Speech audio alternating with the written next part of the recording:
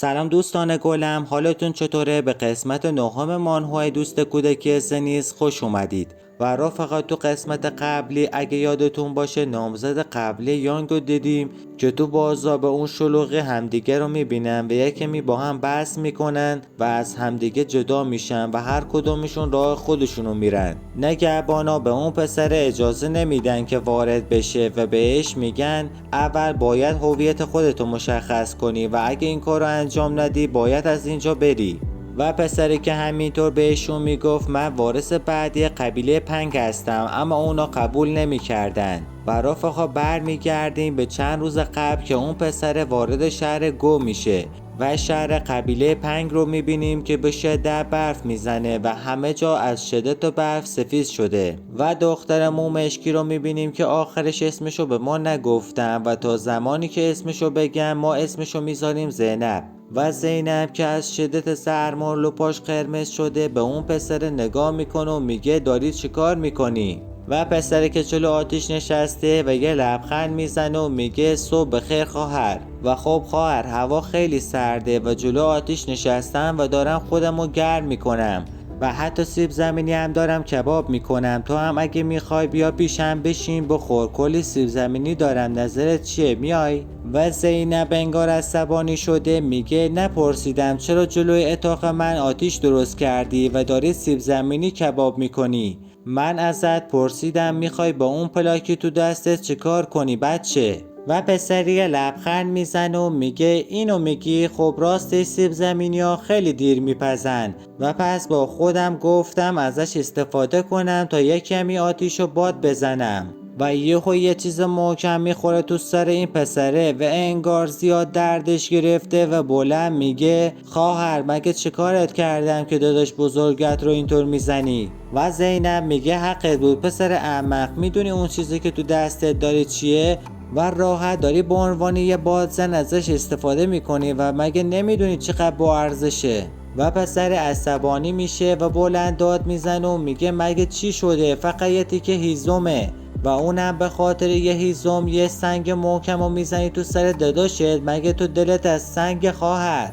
و زینب تو دلش میگه از چیزی که فکرشو میکردم داداشم خنگ‌تره و بلند بهش میگفت اون هیزمی که تو دستته پلاک قبیله پنگه و از طرف خود رئیس قبیله پنگ داده میشه، پس یعنی خیلی با ارزشه، باید حواست بهش باشه و نباید صدمه بهش بزنی. و این پلاکی که تو دستته و بهش میگی هیزم پاداشی بود که برای فارغ التحصیل بالاترین کلاس از مدرسه اجرای الهی داده میشد و برای تبدیل شدن به جوانترین جانشین قبیله پنگ و خودت هم خوب میدونی چه کارایی میشه با اون پلاک انجام داد برادر. و پسر خنگ بازی در میاره و میگه خواهر الان میتونم ازش برای قوی تر شدن آتیش استفاده کنم و چون الان سردمه و الان بهش نیاز دارم میتونم؟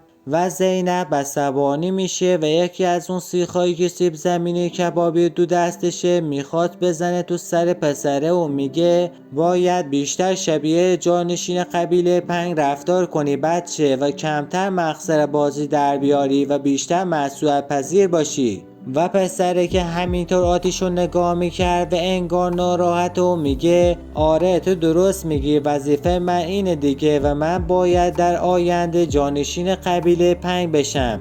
و زینب وقتی چهره ناراحت داداششو میبینه بهش میگه گاهی اوقات نمیتونم بفهمم چی تو ذهنتو میگذره داداش و تو تمام توانایی ها و استعدادها رو علاوه بر سن کمت داری و انگار تمام ژن پدری بهت رسیده و حتی برای جانشین قبیله پنگم انتخاب شدی. و اما هر وقت نگات میکنم خیلی ناراحتی و همیشه ناراضی به نظر میای و دیگه چی میخوای از این دنیا که هنوز به دست نیاوردی داداش؟ و پسره که همینطور میخندید و میگه آره درسته من همه اینا رو دارم و همینطور آسمون رو نگاه میکنه و میگه من همیشه دلم میخواست از اینجا برم و هیچ وقت دلم نمیخواست جانشین قبیله پنگ بشم و اونا منو مجبور کردن که این کار رو انجام بدم. و زینب که همینطور سیب زمینی میخورد و میگه پس چرا وایسادی داداش؟ از اینجا برو و وقتی دنیای بیرون رو گشتی بعد برگرد خونه.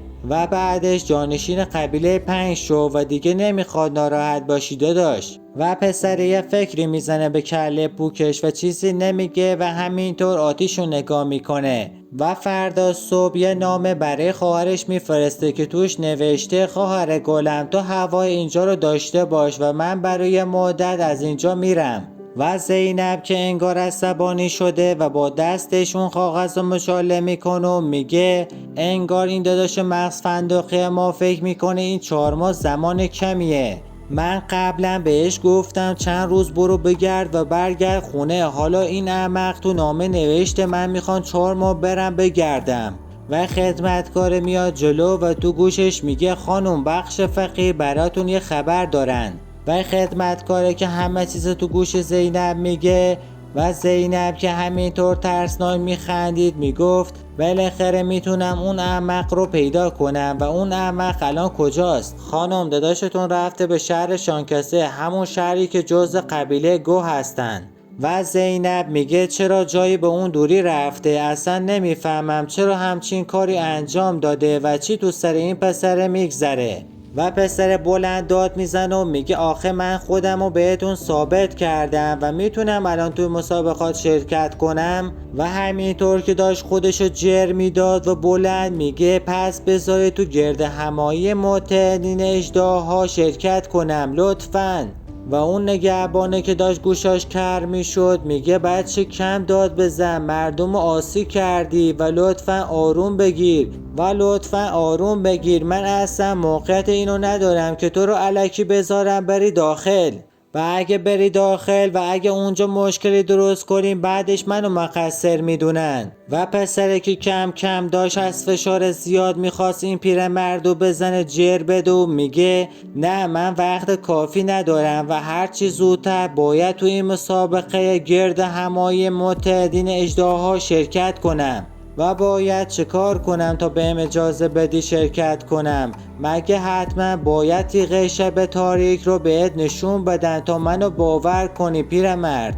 و مویوم میگه ارباب جوان شنیدی اون پسر چی گفت؟ تیغه شب تاریک؟ یان که تعجب کرده میگه این تکنیک منحصر به فرد گروه خونی قبیله 5 مگه نیست؟ و یه نگاهی به نامزد قبلیش میکنه و تو دلش میگه لعنتی چه گیری افتادم. پس یعنی ممکنه اون پسر وارث بعدی قبیله 5 باشه و در هر صورت به من ربطی نداره و قبل از اینکه درگیر همچین موضوع مزخرفی بشم و زودتر باید فرار کنم. و میخواد برگرده و فرار کنه که یه نفر رو میبینیم که انگار لی بزرگه هستش دستشو میذاره رو سر یانگ و با اون پسر میگه او جالبه، من الان فرض میکنم تو تیغه شب تاریک رو با خودت آوردی اینجا.